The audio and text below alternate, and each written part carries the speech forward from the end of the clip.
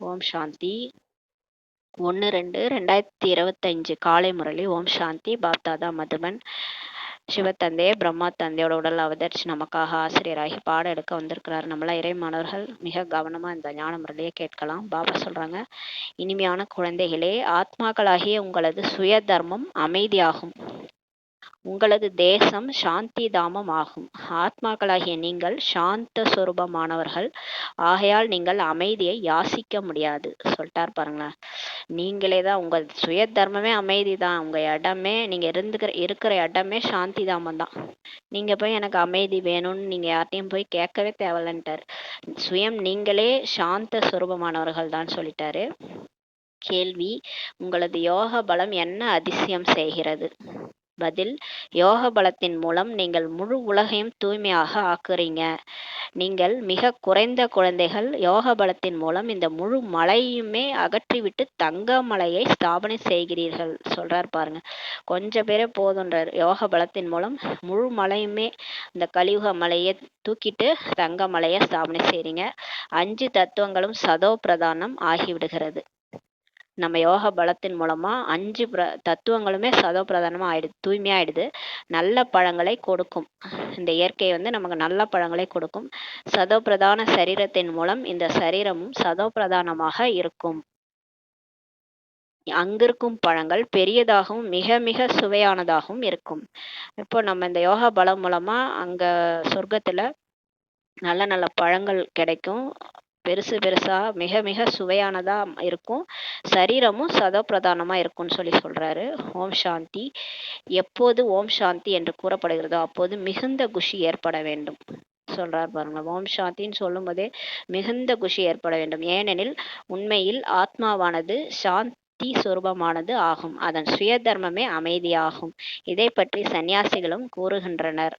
பாபா சொல்றாங்க, அமைதி என்ற மலை உங்களது கழுத்தில் இருக்கிறது. அதாவது மாலை, அமைதி என்ற மாலை உங்களது கழுத்தில் இருக்கிறதுன்ட்டு சன்னியாசிகளும் சொல்றாங்க.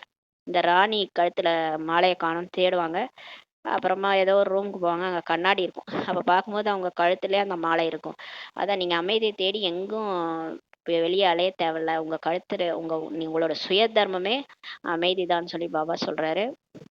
அமைதியை எங்கு வெளியில் தேடுகிறீர்கள்? ஆத்மா இயற்கையாகவே சாந்தி சொரூபமானது. இந்த சரீரத்தில் நடிப்பு நடிக்க வர வேண்டியிருக்கிறது. ஆத்மா சதா சாந்தமாக இருந்தால் பிறகு காரியங்கள் எப்படி செய்யும்? காரியங்கள் செய்தே ஆக வேண்டும். பாபா சொல்றார், வேலை செய்யணும்னா அப்ப அமைதியா இருந்தா எப்படி வேலை செய்ய முடியும்? அதனால காரியங்கள்லாம் செய்துதான் ஆகணும். ஆம், சாந்தி தாமத்தில் ஆத்மாக்கள் சாந்தியாக இருக்கும். நமக்கு எப்ப நம்ம அமைதியா இருப்போம் அப்படின்னா பரந்தாமத்துல. அங்கு சரீரமே நமக்கு கிடையாது. ஆனால் இதை எந்த சன்னியாசி போன்றவர்களும் புரிந்து கொள்வதே கிடையாதுன்றார் பாபா. நான் ஆத்மா சாந்தி தாமத்தில் வசிக்க கூடியவன். குழந்தைகளுக்கு புரிய வைக்கப்பட்டிருக்கிறது. பாபா இப்ப சங்கமேகத்துல நமக்கு புரிய வச்சிட்டாரு. நம்ம ஆத்மா சுயம் நம்மளே சாந்த சுரூபமானவர்கள். நம்ம வசிக்கிற இடமே சாந்தி தாமம் தான்ட்டு. சாந்தி தாமம் நமது தேசமாகும். பிறகு நாம் சுகதாமத்திற்கு நடிப்பை நடிக்கிறோம். அப்புறம் நம்ம சொர்க்கத்துக்கு நம்ம நடிப்பை நடிக்கிறோம். பிறகு ராவண ராஜ்யத்துல துக்கம் நமக்கு ஏற்படுகிறதுன்னு சொல்லி பாபா புரிய வைக்கிறார். இது 84 பிறவிகளின் கதையாகும்ன்றார் பாபா. பகவானின் மகா வாக்கியமே அர்ஜுனனுக்காக இருக்கிறது அல்லவா? இப்ப கிருஷ்ணர் அர்ஜுனனுக்கு சொன்னார் கீதை, அப்படியே போர்க்களத்துல சொன்னாருன்னு. அது இதுதான் நம்ம சிவபாபா தான் நமக்கு நம்ம எல்லாரும் அர்ஜுனர்கள். சிவபாபா தான் நமக்கு கிருஷ்ணர். அவர் தான் நமக்கு சொல்றாரு, நீ உனது ஜென்மங்களை பற்றி அறியவில்லை, ஒருவரை மட்டும் ஏன் கூறுகின்றார்? அந்த ஒரு அர்ஜுனனுக்கு அவர் சொல்லல உனது ஜென்மங்களை பற்றி அறியவில்லைன்ட்டு. இத்தனை பேர் நம்ம இருக்கிறோம். ஏனெனில் ஒருவருக்கு தான் உத்தரவாதம் கொடுக்கலாம். இந்த ராதை கிருஷ்ணருக்கு உத்தரவாதம் இருக்கிறது அல்லவா? இந்த ராதை கிருஷ்ணருக்கு உத்தரவாதம் இருக்குது இல்லையா? ஆக இவர்களுக்கு தான் கூறுகின்றார். இதை தந்தையும் அறிவார், குழந்தைகளும் அறிவீர்கள். அனைத்து குழந்தைகளும் 84 பிறவிகள் எடுக்கக்கூடியவர்கள் கிடையாது. பாபா சொல்றார், எல்லாருமே 84 பிறவி எடுக்கிறது கிடையாது. சிலர் இடையில வராங்க, சிலர் கடைசியில் கூட வராங்க. இவருடையது நிச்சயிக்கப்பட்டது ஆகும். பிரம்மா பாபாவுடையது நிச்சயமா சொல்லலாம். ஏன்னா அவர் கிருஷ்ணரா பிறக்க போறாருன்னு தெரியும். அவர் உடலதான் சிவபாபா வந்திருக்கிறாரு. அதனால அவர் கண்டிப்பா 84 பிறவி எடுத்திருக்கிறார்ன்றது நிச்சயிக்கப்பட்டது ஆகுன்றாரு. இவருக்கு கூறுகின்றார், ஹே குழந்தையே, ஆக அவர் அர்ஜுனன் ஆகிவிடுகிறார் அல்லவா? அவருக்கு சொல்றாரு, நீ 84 பிறவி எடுத்திருக்க. அப்ப வந்து அவருக்கு சொல்றாரு, உன் ஜென்மம் பத்தி உனக்கு தெரியாதுன்ட்டு. அப்ப அவர் அர்ஜுனன் ஆகிவிடுகிறார் அல்லவா, ரதத்தில் அமர்ந்திருக்கிறார் அல்லவா. இப்ப அந்த ரதத்துல தான் அவர் உட்கார்ந்துருக்கிறாரு, அந்த உடம்புல தான் சிவபாபா உட்கார்ந்துருக்கிறாரு. அதனால சொல்றாரு, நாம் எவ்வாறு பிறப்பு எடுப்போம் என்பதை குழந்தைகளும் தானே புரிந்து கொள்ள முடியும். இப்ப நமக்கு வந்து நம்மளாலே புரிஞ்சுக்க முடியுமா, நம்ம ஆத்மாலே எல்லாம் ஸ்டோர் ஆயிருக்குது. நம்மளோட முயற்சி, நம்ம எந்த அளவுக்கு நம்ம முயற்சி பண்றோம், இதெல்லாம் வச்சு நம்மளே தெரிஞ்சுக்கலாம் நம்ம எத்தனை பிறப்பு எடுப்போன்றதுன்னு சொல்றாரு. சேவையே செய்யவில்லையெனில் சத்தியுக புது உலகில் முதல் எப்படி வருவீர்கள். பாபா சொல்றாரு, சேவையே செய்யலைன்னா சொர்க்கத்துல 84 பிறவி எடுக்கிறவங்க சொர்க்கத்துக்குள்ள ஃபர்ஸ்ட்லேயே போயிடுவாங்க. ஒன்றுலேருந்தே 9 லட்சம் பேர்ல ஒருத்தவங்களா போயிடுவாங்க. அதனால நீங்க சேவை செஞ்சாதான் அங்க போக முடியுன்றாரு. இவர்களுக்கு அதிர்ஷ்டம் எங்க இருக்கிறது சொல்லி பாபா சொல்றாரு, கடைசியில் பிறப்பு எடுக்கிறவர்களுக்கு பழைய வீடாக ஆகிக்கொண்டே போகும் அல்லவா. பாபா சொல்றாரு, ஃபர்ஸ்ட்ல பிறப்பு எடுத்தோன்னா சொர்க்கம் அப்படியே ஃபர்ஸ்ட் கிளாஸா இருக்கும். நம்ம இப்ப இந்த ஏசி கோச் அந்த மாதிரிலாம் போறோம்ல, அந்த மாதிரி வந்து ஃபர்ஸ்ட் கிளாஸா இருக்கும். நீங்க கடைசியா போய் பிறப்பு எடுக்கிறீங்கன்னா அப்ப என்ன ஆயிடும், சொர்க்கம் கூட கொஞ்சம் பழசாயிடும்ன்றாரு. நான் இவருக்காக கூறுகிறேன், அவருடையது நிச்சயமானது என்று நீங்களும் கூறுகிறீர்கள். மம்மா பாபா 84 பிறவி எடுக்கின்றனர் என்பதை நீங்களும் புரிந்து கொள்ள முடியும். ஏன்னா அவங்களாம் அவ்வளோ தூரம் கஷ்டப்பட்டிருக்காங்க. ஆரம்பத்துல யக்கியத்துல 350 பேரை வச்சு ஆரம்பிச்சாங்க. ஆரம்பத்துல தபஸ்யா வந்து 14 வருஷம் தபஸ்யா தான், வெறும்னே தபஸ்யா தான் செஞ்சாங்க. வெளியில என்ன நடக்குதுன்னே அவங்களுக்கு தெரியாது. அந்த அளவுக்கு கஷ்டப்பட்டுருக்குறாங்க. நிறைய சாப்பாடுக்கெல்லாம் கூட கஷ்டப்பட்டு 2 பேருமே அவ்வளோ முயற்சி பண்ணியிருக்காங்க, மம்மாவும் பாபாவும். கண்டிப்பா அவங்க வந்து 84 பிறவிகள் எடுக்கிறாங்கன்னு நம்ம புரிஞ்சு கொள்ள முடியும். குமாரகா, பிரகாஷ்மணி, ஜனக், ஜானகி தாதி போன்ற மகாரதிகளும் 84 பிறவிகள் எடுக்கின்றனர் சொல்லிட்டார் பாபா. அவங்கெல்லாம் வந்து ஃபர்ஸ்ட்லேயே வந்துருவாங்க. யார் சேவை செய்யவில்லையோ அவர்கள் அவசியம் சில பிறவிகளுக்கு பின் தான் வருவார்கள்ன்றார் பாபா. சேவை செய்யலைன்னா இப்போ கொஞ்சம் பிறவிகள் கழிச்சு தான் வருவாங்கன்னு சொல்றாரு. நாம் தோல்வி அடைந்து விட்டோம், கடைசியில் வருவோம் என்பதை புரிந்து கொள்கின்றனர். அப்ப புரிஞ்சுக்கிறாங்களாம், நம்ம வந்து தோல்வி அடைஞ்சிட்டோம், கடைசியில் வருவோம்ட்டு சொல்றாரு. பள்ளியில் ஓட்டப்பந்தயத்தில் ஓடி எல்லை வரை சென்று விட்டு பிறகு மீண்டும் திரும்பி வருவர் அல்லவா. அனைவரும் ஒன்று போல இருக்க முடியாது சொல்லி பாபா சொல்றாரு. இது ஓட்டப்பந்தயத்து ரேஸ் ஓடுற மாதிரி தான். போயிட்டு ஜெயிக்க கிட்டக்க போயிட்டு ஜெயிக்காம திரும்பி வந்துடும் இல்லையா, அந்த மாதிரின்னு சொல்றாரு. அதனால எல்லாரும் ஒரே மாதிரி இங்க இருக்க முடியாது. போட்டியில் சிறிதளவு கால் இன்ச் வித்தியாசம் ஏற்பட்டு விடும்போது முன்னேறி விடுகின்றனர் சொல்றாரு.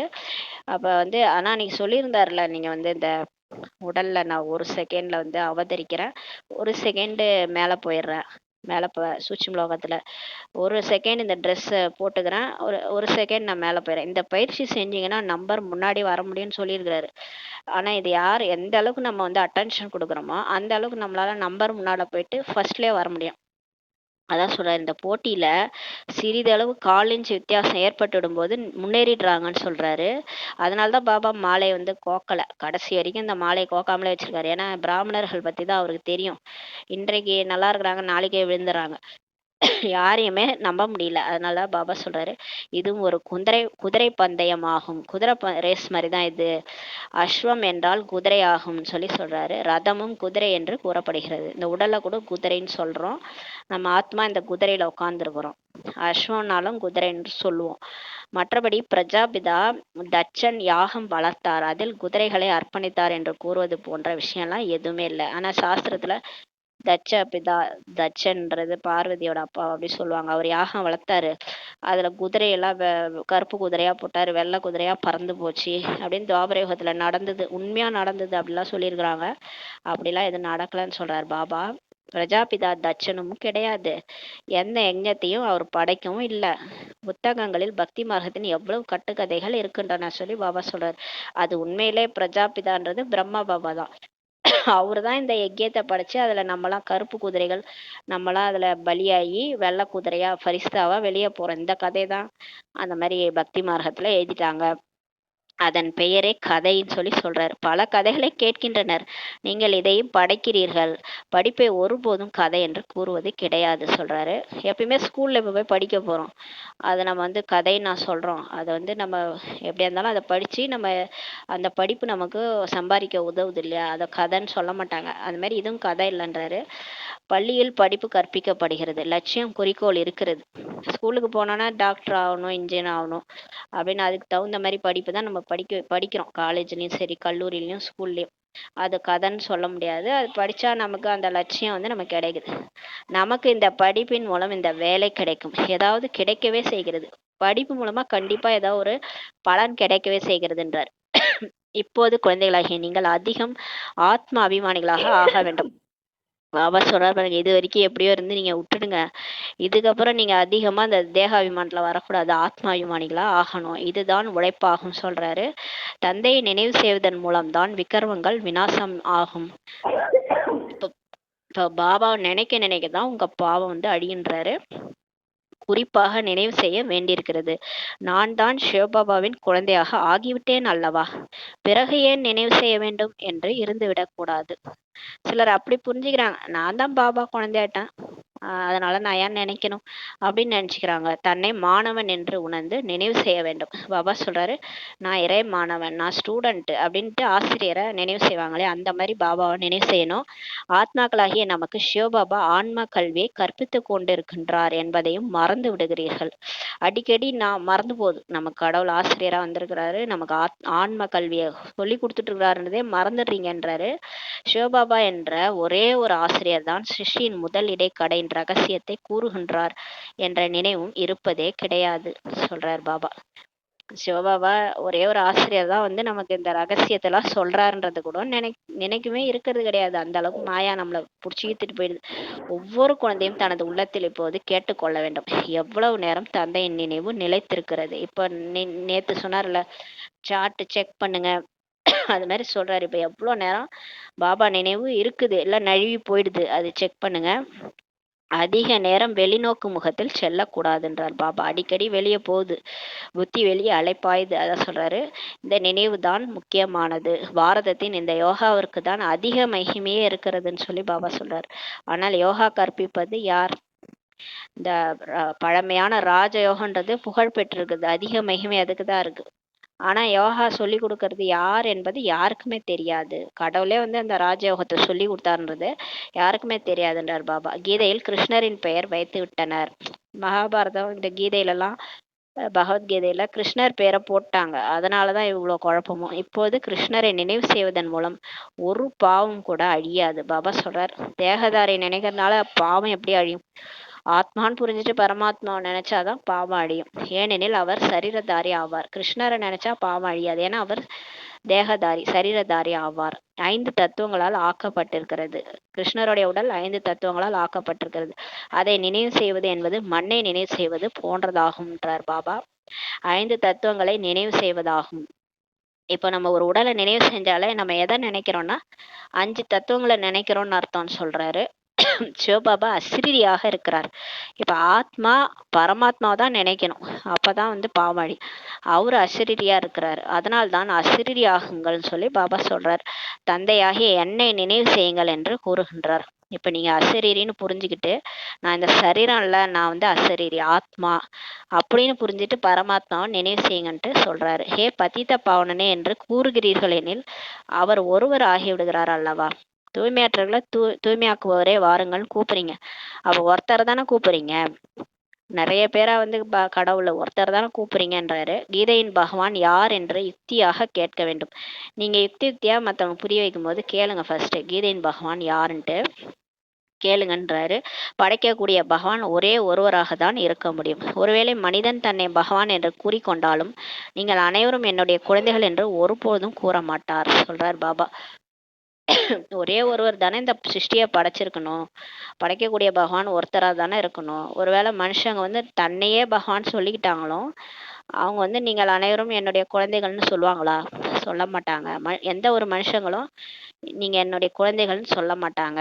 அப்படியே நடக்கட்டும், அல்லது ஈஸ்வரன் சர்வவியாபி என்றுதான் அவங்க சொல்லுவாங்க என்றுதான் கூறுவார் சொல்றாரு. நானும் பகவான் தான், நீங்களும் பகவான் தான், எங்கு பார்த்தாலும் நீயாக தான் தென்படுகிறாய், கல்லும் நீதான் என்று கூறிவிடுகின்றனர். பக்தியில அப்படித்தான் நம்ம கேள்விப்பட்டிருக்கோம், அப்படிதான் சொல்றாங்க, நானும் கடவுள், நீயும் கடவுள், எங்கு பார்த்தாலும் கிருஷ்ணரே கிருஷ்ணர், ராதையே ராதை, அப்படிதான் வந்து சொல்றாங்க. கிருஷ்ண பக்தர்கள், ராதே பக்தர்கள்லாம் எங்க பார்த்தாலும் நீ தான் தெரியிற, அப்ப எல்லா இடத்துலயும் நீ வியாபிச்சிருக்கிற, கடவுள் எல்லா இடத்துலயும் இருக்கிறாரு அப்படிதான் சொல்றாங்க பக்தியில. நீங்கள் என்னுடைய குழந்தைகள் என்று கூற முடியாது. அப்ப அவரு கடவுளா இருந்தா, படைப்பு கர்த்தாவா இருந்தா, அவங்க மனுஷங்க யாரா வந்து நம்மள குழந்தைகள்னு சொல்லியிருக்காங்களா? சொன்னதே இல்ல. அப்ப யாருமே நீங்கள் என்னுடைய குழந்தைகள்ன்று சொல்ல முடியாதுன்றாரு.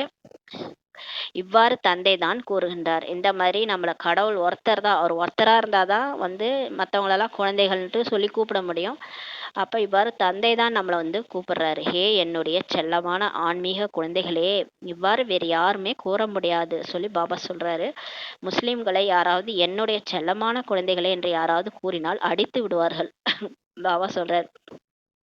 முஸ்லிம்கள்ட்ட போயிட்டு யாராவது என்னுடைய செல்லமான குழந்தைகளேன்னு சொன்னா அடிச்சிருவாங்களாம். இவ்வாறு ஒரே ஒரு பரலௌகீக தந்தை மட்டுமே கூற முடியும் சொல்லி பாபா சொல்றாரு. இந்த மாதிரி ஒரே ஒரு கடவுள் நம்மளுடைய ஆத்மாக்களின் தந்தை, பரலோகீக தந்தை காட்ஃபாதர் மட்டும்தான் இந்த மாதிரி குழந்தைகளே, செல்ல குழந்தைகளேன்னுலாம் சொல்ல முடியும். வேற யாரும் சிருஷ்டியின் முதல் இடைக்கடை ஞானத்தை கொடுக்கவே முடியாது சொல்லி பாபா சொல்றாரு. நிராகார தந்தையை தவிர வேறு யாரும் 84 பிரிவின் ரகசியத்தை புரிய வைக்கவே முடியாதுன்றார் பாபா. அவரது உண்மையான பெயர் சிவன் சொல்றாரு. அந்த இது பிரம்மா பாபா தான் சொல்றாரு. அவருடைய உண்மையான பெயர் வந்து சிவன். அவருக்கு மனிதர்கள் எண்ணிலடங்கா பெயர்களை வைத்து விட்டனர். சிவனுக்கான பேர் வந்து நிறைய பேர் வச்சுட்டாங்க. அந்த ஜோதிர்லிங்கத்திலே பார்த்தீங்கன்னா, நிறைய பேர் பபுல்நாத்து, அந்த மாரி விஸ்வநாத்து, அது மாரி நிறைய பேர் வச்சிருக்கிறாங்க. பல மொழிகள் உள்ளன. அல்லாஹ், அல்லாஹ், ஜெகோவா அப்படின்னு சொல்லி அழைக்கிறது எல்லாமே அவரைதான். பல மொழிகள் உள்ளன. ஆக அவரவர்களது மொழியில் பெயரை வைத்து விடுகின்றனர் சொல்லி பாபா சொல்றாரு. மொழி வேற வேற இருக்கறனால அந்தந்த மொழியில கடவுளுக்கு விதவிதமான பெயர் வச்சுட்டாங்க. மும்பையில் பபுல்நாத் என்று கூறுகின்றனர்.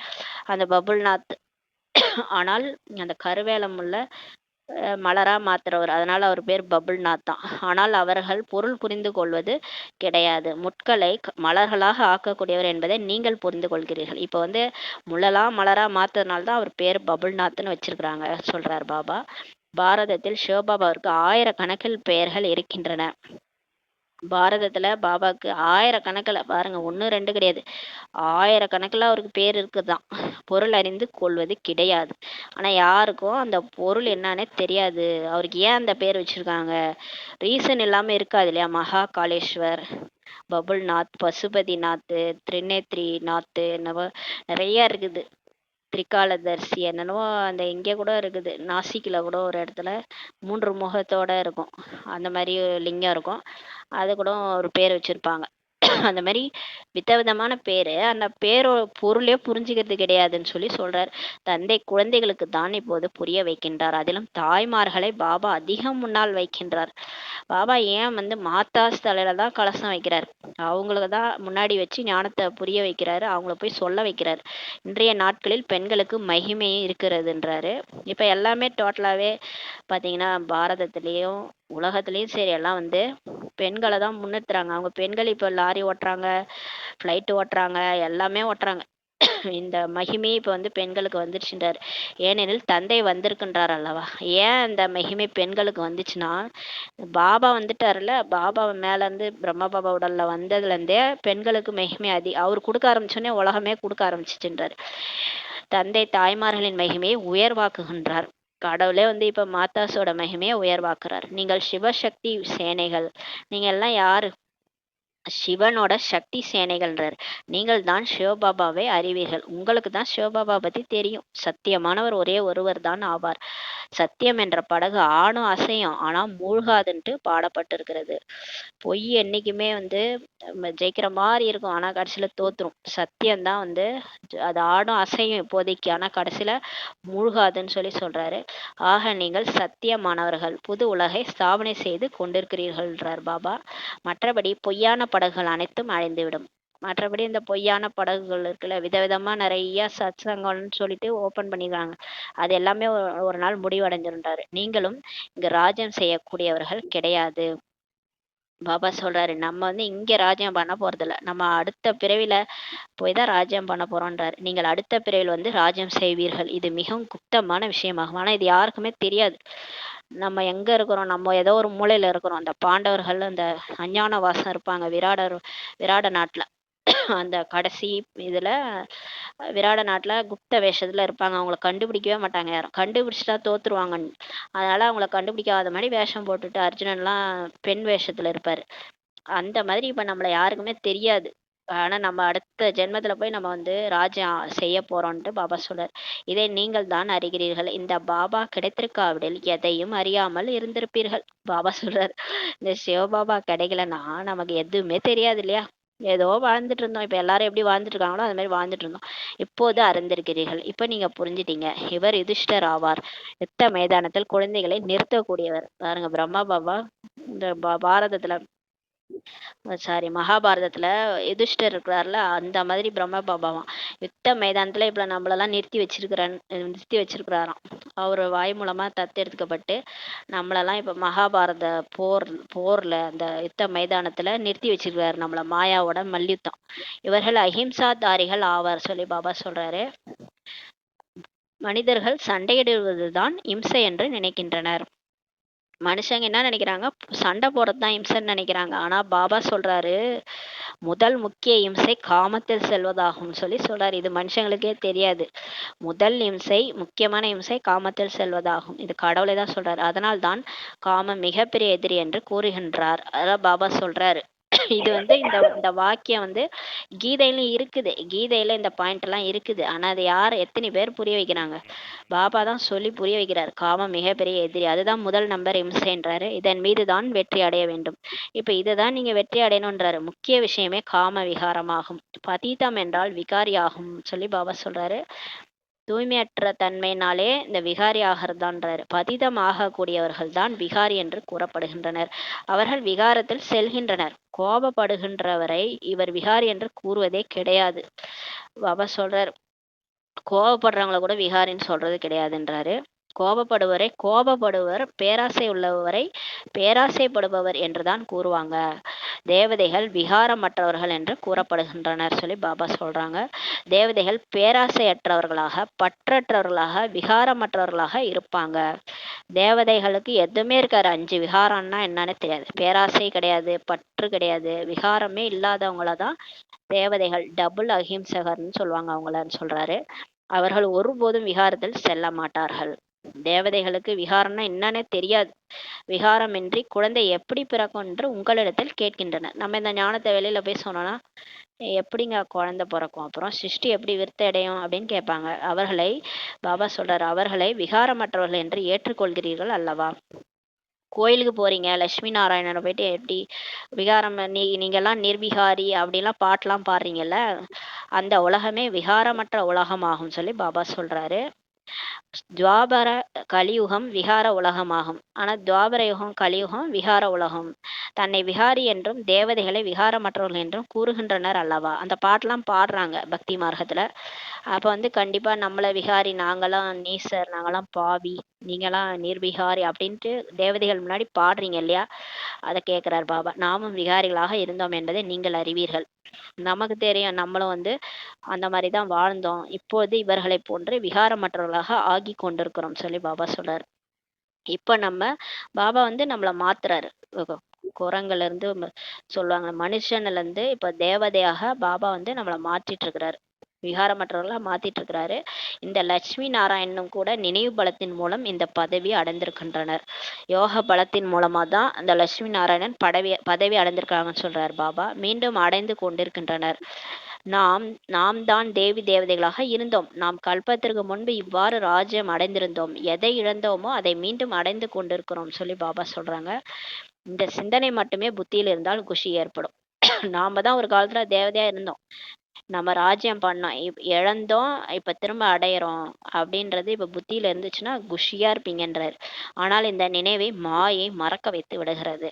உங்களால் நிலையான நினைவில் நிலைத்திருக்க முடியாது என்று பாபா அறிவார். பாபாக்கும் தெரியும் நிலையா நம்ம, ஏன்னா மாயாவோட நம்ம 63 ஜென்ம கஸ்டமர். திடீர்னு பாபா நினைக்க சொன்னா அது நடுவுல வந்து நம்மள மல்யுத்தம் பண்ணி நம்மள நினைக்க விடாம பண்ணுது. குழந்தைகளாகி நீங்கள் உறுதியானவர்களாகி நினைவு செய்து கொண்டே இருந்தால் விரைவில் கர்மாதி நிலை ஏற்பட்டு விடும் மற்றும் ஆத்மா திரும்பி சென்று விடும். பாபா சொல்றாரு, நீங்க ரொம்ப ரொம்ப உறுதியான மனசோடு பாபா நினைக்க ஆரம்பிச்சிங்கன்னா சீக்கிரமா கர்மாதி நிலை ஏற்பட்டுடும். அப்புறம் ஆத்மா உடம்ப விட்டு போயிடும். அப்புறம் நாளைக்கே அப்புறம் உலகம் மாறிடும். அதனால முடியாது. ஆனால் அவ்வாறு கிடையாது. அந்த மாதிரி ஆக முடியாது. முதல் நம்பரில் செல்லக்கூடியவர் இவர் ஆவார். பிரம்மா பாபாவே அவ்வளோ நாள் முயற்சி பண்ணார் இல்லையா? மாயாவோட மல்யுத்தம் பண்ணி ரொம்ப நாள் கழிச்சு தான் அவரே பரிசானார்.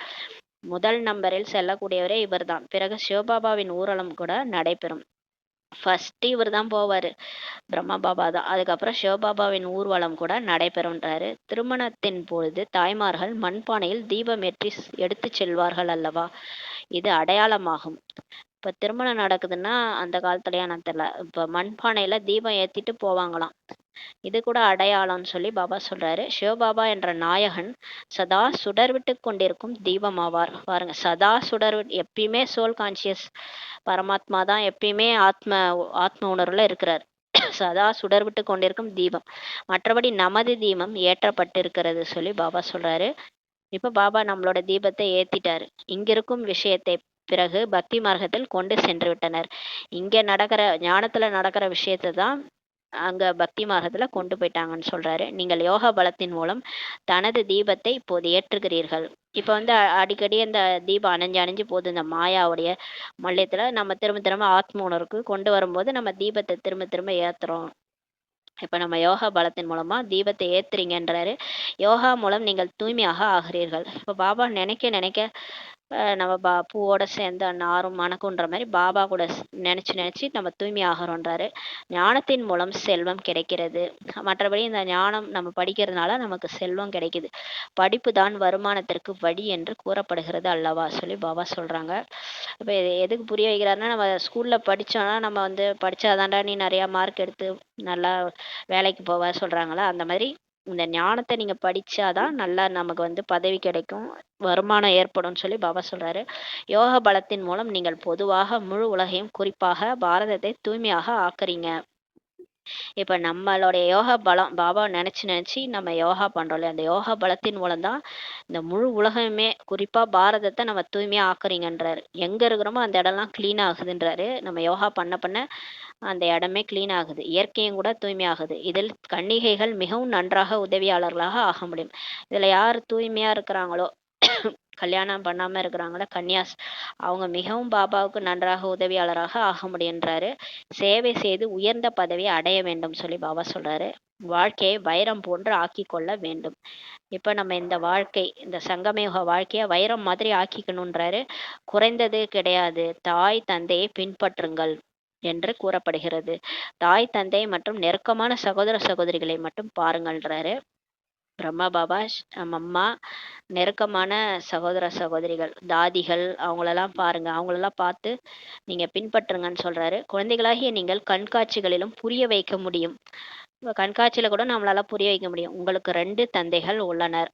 லௌகீக தந்தை இருக்கிறாரு, பரலோகிக தந்தை 2 பேர் இருக்கிறாங்க. அந்த உடம்புக்கான தந்தை இருக்கிறார்ல, அத மாதிரி நம்ம ஆத்மாவினுடைய தந்தை ஒருத்தர் இருக்கிறாரு. இதில் யார் உயர்ந்தவர் அப்படின்னு கேளுங்க. உயர்ந்தவர் கண்டிப்பாக எல்லையற்ற தந்தையாவார் அல்லவான்னு சொல்லி புரிய வைங்க. ஆசியை அவரிடமிருந்து அடைய வேண்டும். இப்போது ஆசியை கொடுத்து கொண்டிருக்கின்றார், உலகிற்கே எஜமானர்களாக ஆக்கி கொண்டிருக்கின்றார். இப்படியெல்லாம் புரிய வைங்க கண்காட்சியில் என்றார். பகவானின் மகா வாக்கியம், உங்களுக்கு ராஜயோகம் கற்பிக்கிறேன், பிறகு நீங்கள் அடுத்த பிறவியில் உலகிற்கே எஜமானர்களாக ஆவீர்கள் சொல்லி பாபா சொல்றாரு. தந்தை ஒவ்வொரு கல்பத்திலும் பாரதத்தில் வந்து பாரதத்தை மிகவும் செல்வந்த தேசமாக ஆக்குகின்றார். நீங்கள் இந்த படிப்பின் மூலம் உலகிற்கு எஜமானர்களாக ஆகிறீர்கள் சொல்லி பாபா சொல்றாங்க. ஒரு ஒரு கல்பத்திலையும் வராரு, வந்து பாரதத்தை திரும்பவும் செல்வந்த தேசமா ஆக்குறாரு. இந்த படிப்பு படிச்சுதான் நம்ம எஜமானரா ஆகிறோம். அந்த படிப்பின் மூலம் என்ன கிடைக்கும்? அந்த படிப்பு படிச்சா அந்த ஒரு பிறவிக்கு தான். சரீரம் விட்டு அடுத்த பிறவில நம்ம டாக்டர், இன்ஜினியர் எதுவுமே நம்மளால சொல்லிக்க முடியாது. இங்கு நீங்கள் 21 பிறவிகளுக்கு வைரம் போன்று ஆகிறீர்கள். இந்த படிப்பு படிச்சு 21 பிறவிக்கு வைரம் போல ஆகுறீங்க. அந்த படிப்பில் இரவு பகல் வித்தியாசம் இருக்கிறதுன்றார் பாபா. இங்கு தந்தை, ஆசிரியர், குரு ஒரே ஒருவர் தான். ஆக தந்தையின் ஆஸ்தி, ஆசிரியரின் ஆஸ்தி மற்றும் குருவின் ஆஸ்தி அனைத்தையும் கொடுக்கின்றார். பாருங்க, 3 பேரும் ஒரே ஆளா வந்திருக்காரு. தந்தையா, ஆசிரியரா, குருவா, தனித்தனியா ஆசி கொடுக்குறேன்னு சொல்றாரு. குருவாவும் ஆசி கொடுக்கிறார், ஆசிரியராகவும் ஆசி, தந்தையாவும் ஆசி கொடுக்கின்றார். தேக சகிதமாக அனைத்தையும் மறக்க வேண்டும் என்று தந்தை இப்போது கூறுகின்றார். இப்ப நம்ம இந்த தேக சம்பந்தப்பட்ட எல்லா விஷயத்தையும் மறந்துடுங்க, ஆத்ம உணர்வுல வந்துருங்கன்றாரு. நீங்கள் இறந்து விட்டால் உலகமே இறந்துவிடும் சொல்றார் பாபா.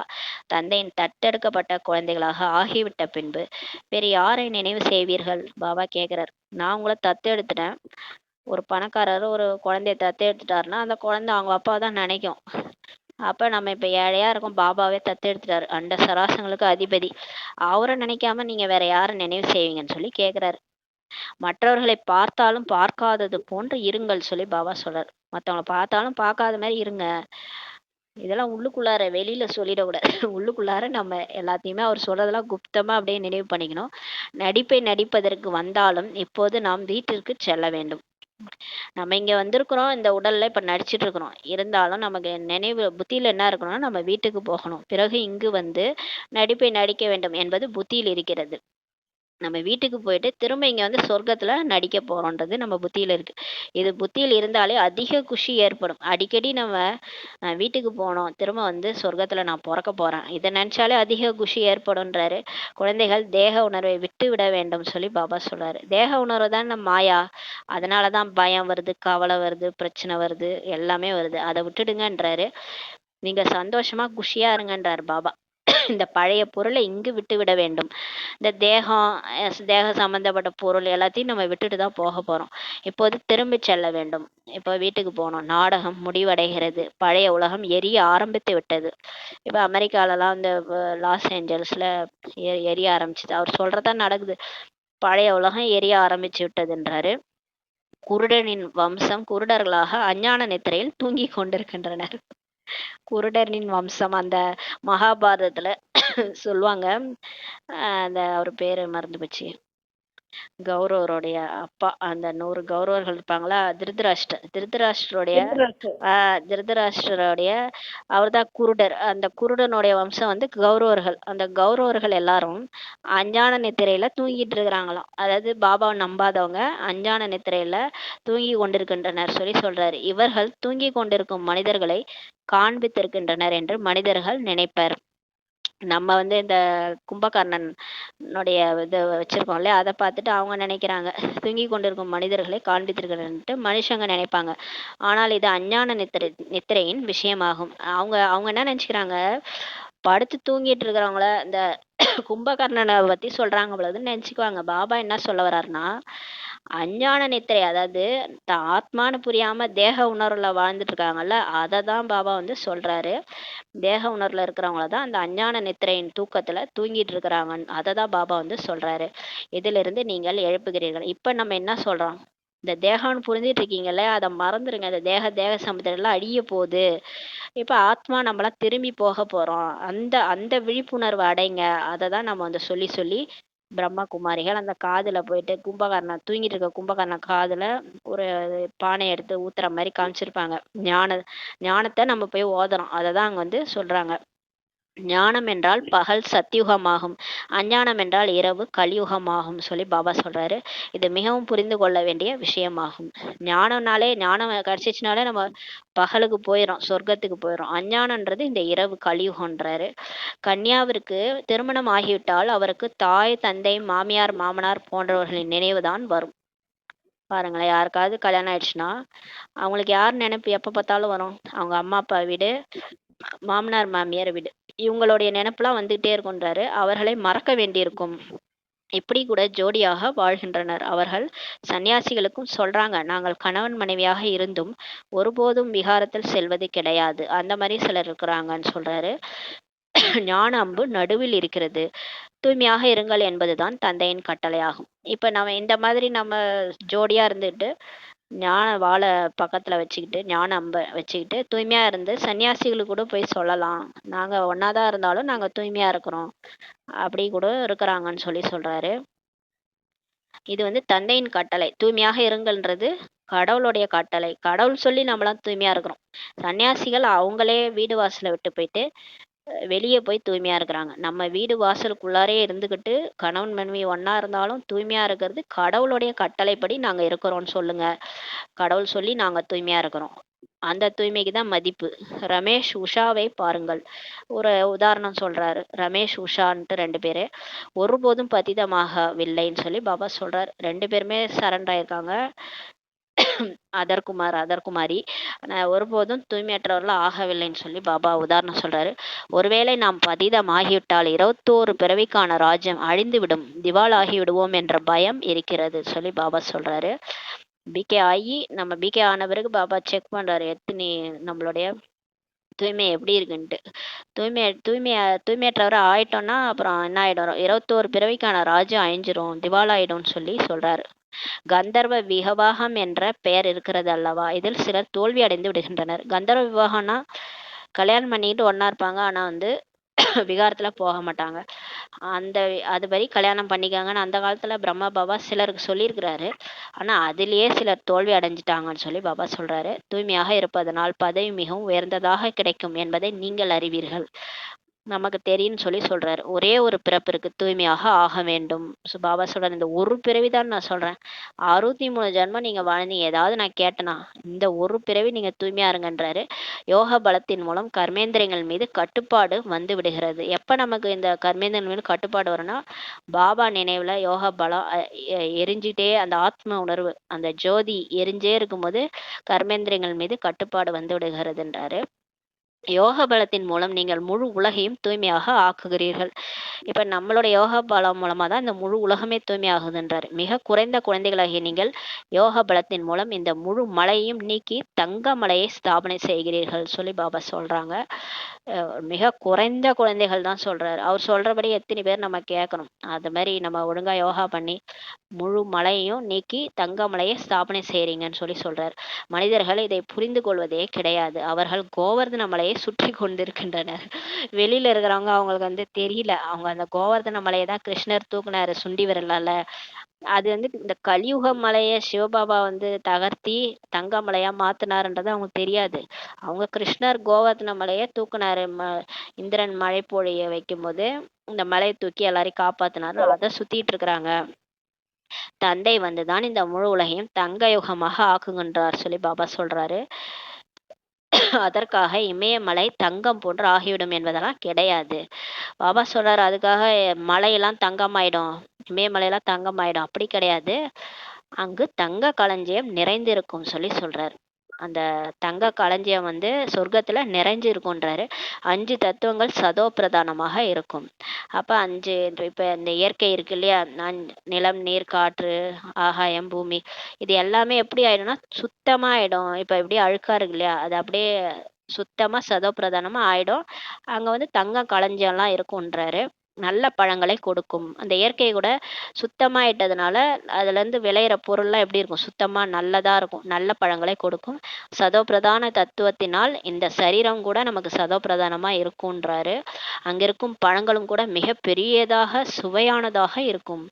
அதான் குழந்தைகளே பெரிக்கிற அளவுக்கு கிட்டகே தொங்குமா, அதை பிரிச்சு அதுல ஒரு விரலை விட்டாலே டக்குன்னு அதுல இருந்து சாறு வருமா. ரொம்ப ஈஸியா அதை இது பண்ண முடியும். ரொம்ப கஷ்டமாலாம் நம்ம அறிய வேண்டியதெல்லாம் இல்லை, அப்படியே ஈஸியா கையாலே சுவைக்கலாம் அப்படின்னு சொல்லியிருப்பாங்க. அதனால மிக பெருசா சுவையானதா வர இருக்குமா பாபா சொல்றாரு. பேரே சொர்க்கமாகும். அது பேரே சொர்க்கம். சொர்க்கம்னு கேட்டாலே நாக்குல அப்படியே அந்த இனிமை வரும்னு சொல்லுவார் பாபா. ஆக தன்னை ஆத்மா என்று உணர்ந்து தந்தையை நினைவு செய்தால்தான் விகாரங்களே நீங்கும். இப்ப நம்மளுடைய வேலை என்னன்னா, இப்ப ஆத்மான்னு புரிஞ்சுக்கிட்டு இந்த தேகத்தை மறந்துட்டு பாபாவை நினைச்சாதான் நம்ம பிடிச்ச அந்த விகார பேய், அந்த விகாரங்கள்லாம் நீங்குன்றாரு. தேக அபிமானத்தில் வருவதன் மூலம்தான் விகாரத்தின் சேஷ்டையே ஏற்படுகிறதுன்னு சொல்லி சொல்றாரு. இப்ப நம்ம அடிக்கடி இந்த தேக அபிமானத்துல வர்றதுனால்தான் இந்த இந்த காமம், கோபம், பற்று, ஆசை, அகங்காரன்ற சேஷ்டையெல்லாம் ஏற்படுதுன்றாரு. யோகி ஒருபோதும் விகாரத்தில் செல்ல மாட்டார். ஞான பலம் இருக்கவே செய்கிறது. ஆனால் யோகியாக இல்லையெனில் கீழே விழுந்து விடுவீர்கள். பாபா சொல்றாரு ஞானம் எல்லாருக்கும் இருக்குது, ஆனா யோகம் இல்லாதனாலதான் கீழே விழுறீங்கன்னு சொல்றாரு. யோகியாக இல்லாதனால, பாபா நினைவு இல்லாதனாலதான் கீழே விழுந்து விடுவீர்கள் சொல்றாரு. முயற்சி பெரியதா அல்லது பிராப்தி பெரியதா, பாபா கேக்குறாரு. முயற்சி பெரியதா அல்லது பிராப்தி பெரியதா என்று கேட்கப்படுகிறது. முயற்சி தான் பெரியது என்று கூறுகிறோம். நம்ம சொல்றோம் முயற்சி தான் பெருசு, இங்க முயற்சி பண்ணாதானே பிராப்தியே கிடைக்கும். அதே போன்று இதில் பெரியது யோகா ஆகும் சொல்லி பாபா சொல்றாரு. இதுல ரொம்ப பெருசு, முயற்சியிலே பெருசு என்னன்னா யோகா தான்ன்றாரு. ஞானம் கூட நம்ம படிக்கிறோம், ஆனா ஞானத்தினால விகாரத்தை வெல்ல முடியுதா? முடியல. அந்த ஞான பாயிண்ட்டே ஞாபகம் வர மாட்டுது. அடிக்கடி மறந்து போயிடுது. அப்புறம் அந்த அந்த கோபம் பட்ட பிறகு தான் நமக்கு ஐய்யய்யோ! தப்பு பண்ணிட்டோமேன்னு அப்புறம் தான் அந்த ஞானம் வந்து அந்த டைம்க்கு உதவ மாட்டுது. என் புத்தியில அந்த ஞானம் வரல. ஏன்னா யோகா இல்ல. யோகா இருந்தா பாபா ஞாபகப்படுத்தியிருப்பாரு. "குழந்தாய், நீ இது மாயா, நீ கம்முனு இரு" அப்படின்னு சொல்லியிருப்பாரு. நம்ம அந்த யோகா இல்லாதனால தான் அந்த நம்ம மாயா வந்து நம்மள ஜெயிச்சிடுது. அத சொல்றாரு. இதுல பெரியதே யோகா ஆகும். யோகா மூலம் தான் பதிதத்திலிருந்து பாவனம் ஆகிறீங்கன்னு சொல்றாரு. இப்ப யோகா மூலம் தான் நம்ம வந்து தூய்மையாவே ஆகுறோன்றார். தூய்மையற்ற நிலையிலிருந்து தூய்மை ஆகுறோம். அதனால இப்ப யோகா தான் முக்கியம்னு சொல்றாரு. நாம எல்லையற்ற தந்தையிடத்தில் படிக்கிறோம் என்று இப்போது குழந்தைகளாகிய நீங்க சொல்றீங்க. மனிதர்களிடத்தில் படிப்பதனால் என்ன கிடைக்கும்? பாபா சொல்றார். மனுஷங்கள்ட்ட படிச்சா என்ன கிடைக்கும்? மாதத்திற்கு என்ன வருமானம் கிடைக்கும்? இந்த ஒவ்வொரு ரத்தினத்தையும் நீங்க தாரணை செய்றீங்க. இது ₹1,00,000 சமமாகும்னு பாபா சொல்றாரு. அங்கு பணத்தை கணக்கிடுவதே கிடையாது. சொர்க்கத்துல பணம்லாம் இவ்வளோ ரூபா, அவ்வளோ ரூபாலாம் கணக்கெல்லாம் கிடையாது. அளவற்ற செல்வம் இருக்கும். கணக்கே கிடையாதுன்றார். அனைவருக்கும் அவரவர்களுக்கென்று களஞ்சியங்கள் இருக்கும். நான் உங்களுக்கு ராஜயோகம் கற்பிக்கிறேன் என்று இப்போது தந்தை உங்களுக்கு கூறுகின்றார். இதுதான் லட்சியமாகும், குறிக்கோளாகும். முயற்சி செய்து உயர்ந்த நிலையை அடைய வேண்டும். ராஜ்யம் இப்போது ஸ்தாபனையாகி கொண்டிருக்கிறது. இந்த லட்சுமி நாராயணன் எப்படி பிராப்தி அடைந்தனர்? இவர்கள் பிராப்தியை அறிந்து கொண்ட பின்பு வேறு என்ன வேண்டும்? அவங்களுடைய பிராப்தி அறிஞ்சுக்கிட்ட பிறகு அவங்களுக்கு வேற என்ன வேண்டும்? கல்பத்திற்கு பின் 5 ஆண்டிற்கு பிறகு தந்தையே வருகின்றார் என்பதை நீங்கள் தான் அறிவீர்கள். வந்து பாரதத்தை சொர்க்கமாக ஆக்குகின்றார். வந்து என்ன செய்யறாரு? பாரதத்தை சொர்க்கமாக்குறார். ஆக குழந்தைகளுக்கு சேவை செய்ய வேண்டும் என்ற ஆர்வம் கூட இருக்க வேண்டும். எதுவரை யாருக்காவது வழிகாட்டவில்லையோ உணவு சாப்பிட மாட்டேன் இந்த அளவிற்கு ஆர்வம் உற்சாகம் இருக்கும்போதுதான் உயர்ந்த பதவியை அடைய முடியும் பாபா சொல்றாங்க. நல்லது.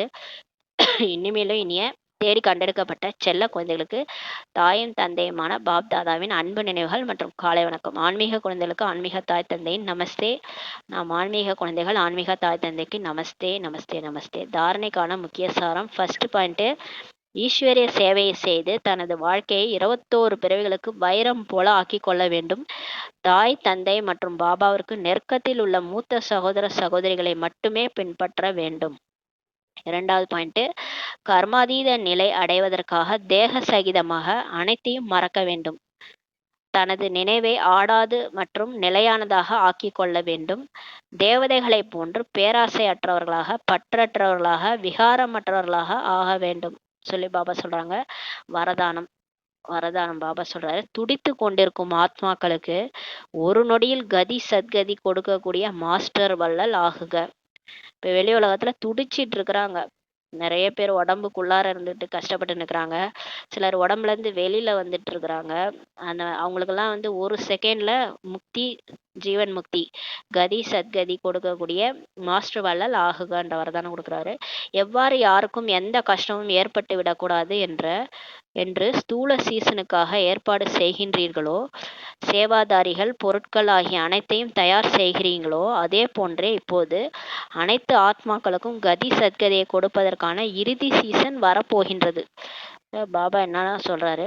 இப்ப எந்த கஷ்டமும் யாருக்கும் ஏற்படக்கூடாதுன்னா, இப்ப ஸ்தூல சீசன் நீங்க ஏற்பாடு பண்றீங்கல்ல, பொருட்கள் எல்லாத்தையும் தயார் பண்றீங்க. சேவாதாரிகள் பொருட்கள்லாம் எல்லாருக்கும் யாருக்கும் எந்த கஷ்டமும் ஏற்படக்கூடாதுன்னு செய்றீங்களா, அது போல இப்ப எல்லா ஆத்மாக்களுக்குமே இப்ப முக்தி, ஜீவன் முக்தி கொடுப்பதற்கான இறுதி சீசன் வரப்போகுது. அதுல ஒருத்தவங்க கூட விடுபற்றக்கூடாது.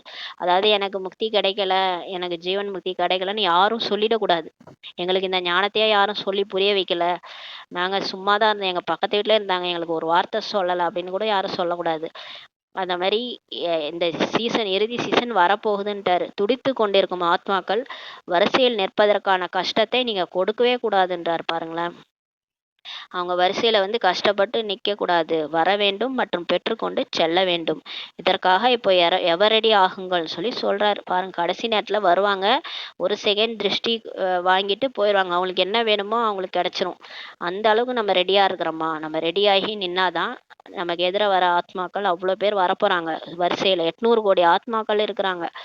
எல்லாரும் பிகேஸ் தேடி தான் கடைசியா வருவாங்க. அவங்கள்ட்ட ஒரு செகண்ட் திருஷ்டி தான் வாங்கிட்டு போயிடுவாங்க. யாருமே எனக்கு கிடைக்கலன்னு சொல்லவே கூடாது. அந்த கஷ்டத்தை நீங்க வரிசையில நிக்கிறதுக்கான கஷ்டத்தை கொடுக்க கூடாது. அந்த மாதிரி எவரடி ஆகுங்கள்ன்றாரு. புருஷார்த்தியாக வாழ்வதை விட மேலாக இப்பொழுது வள்ளல் தன்மையின் ஸ்திதியில இருங்க. இப்ப நான் வந்து முயற்சி பண்றேன். நான் பாபாவ நெனைக்கிறேன். நெனைக்க முடியல. மாயா வந்துருச்சு. இப்படிலாம் சொல்றத விட்டுட்டு, உங்களோட வள்ளல் தன்மையின் ஸ்திதியில இருங்க. நான் வள்ளல். நான் குடுத்துக்கிட்டே இருக்கேன். பூமி பந்துல ஃபரிஸ்தாவா இருந்து, லைட்டா இருந்து, டபுள் லைட் ஸ்திதியில இருந்து பாபாட்ட வாங்குறேன், குடுக்குறேன். பாபாட்ட வாங்குறேன், குடுக்குறேன். அப்படியே நிரப்பிக்கோங்க. உங்களுக்கும் நிறைஞ்சிரும், அவங்களுக்கும் கிடைச்சிரும். இந்த ஸ்திதியில இருந்தா தான் கடைசியில நமக்கு முன்னாடி ஆயிரக்கணக்கான பேர் எவ்வளோ பேர் வருவாங்களோ தெரியாது. அவங்களுக்கு ஒரு செகண்ட் திருஷ்டி தான். அவங்க வந்தது என்ன தேவையோ அத அடைஞ்சுட்டு போயிட்டே இருப்பாங்க. அதனால இப்ப நீங்க வள்ளல் தன்மையின் ஸ்திதியில இருங்க. நான் புருஷார்த்தினே சொல்லாதீங்கன்னு சொல்ட்டாரு இன்னைக்கு வரதானத்துல. ஒவ்வொரு எண்ணம், ஒவ்வொரு நொடியில் மாஸ்டர் வள்ளலாகி நடங்கள். அப்ப ஒரு ஒரு எண்ணத்துலயும் சரி, ஒவ்வொரு செகண்டும் சரி, நான் மாஸ்டர் வள்ளல். கொடுக்கறது தான் என்னோட வேலை. பாபா எப்படி வள்ளலாகி கொடுக்குறாரோ, நான் அந்த வாங்கி வாங்கி கொடுக்குறேன். அவ்வளோதான். பாபாட்ட இருந்து வாங்கி நான் கொடுக்குறேன். மத்தவங்களுக்கு கொடுக்குறேன். அந்த மாதிரி மாஸ்டர் வள்ளலாகி நடங்கள் சொல்லி பாபா சொல்றாங்க. ஸ்லோகன்: இறைவனை புத்தியில் நிறைத்து வைத்துக் கொண்டீர்கள் என்றால் அனைத்து பிராப்திகளும் வந்தேன் எனது பிரபுவே என்று வந்துவிடும். பாபாவை புத்தியில நிறைச்சுக்கிட்டீங்கன்னா எல்லா பிராப்தியும் அதுவே வந்துருமா. வந்தேன் எனது பிரபுவே அப்படின்ட்டு நம்ம கிட்ட வந்துருமா. இந்த பிராப்தியை தேடி நம்ம ஓட தேவையில்ல. சொல்லுவாங்கல்ல, செல்வத்தை தேடி நீங்க ஓடாதீங்க.